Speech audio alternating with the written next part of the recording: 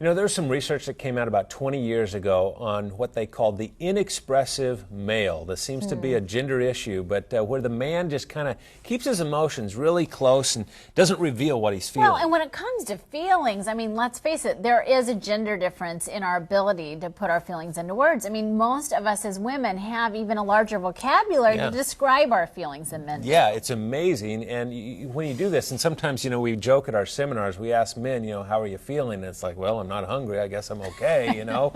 The truth is women do have more words in their vocabulary to describe emotions. Yeah, and I think sometimes as women, again, we kind of feel like our men know what they feel, but they're just not choosing to tell us. They're withholding that. I mean, the truth is... we don't know how we feel. You don't know necessarily. And, you know, and maybe you're analyzing and not processing it at that level. Right, and so what do we do as couples to kind of bridge this gap? I think that one of the things we can do is just plainly say, you know something, this is just, as a man, if you're feeling just this barrage of emotions, you just say, you know, I just kind of need to take this in for a minute. There's a lot of feelings for me to handle here. Yeah, and I think for women it's good for us to remember not to project our own feelings onto our spouse. Just because they're having a conflict at work or something, I mean, we might say, oh, I'd be devastated, and imagine that you are, and that might not necessarily be the case. Yeah, and so sometimes guys will feel like their spouse is, their wife is kind of putting feelings on them that they just, man, no,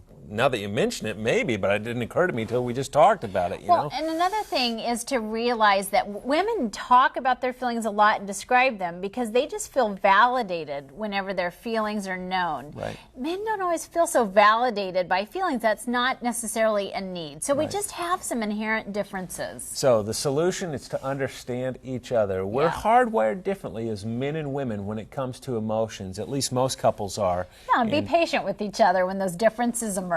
Absolutely.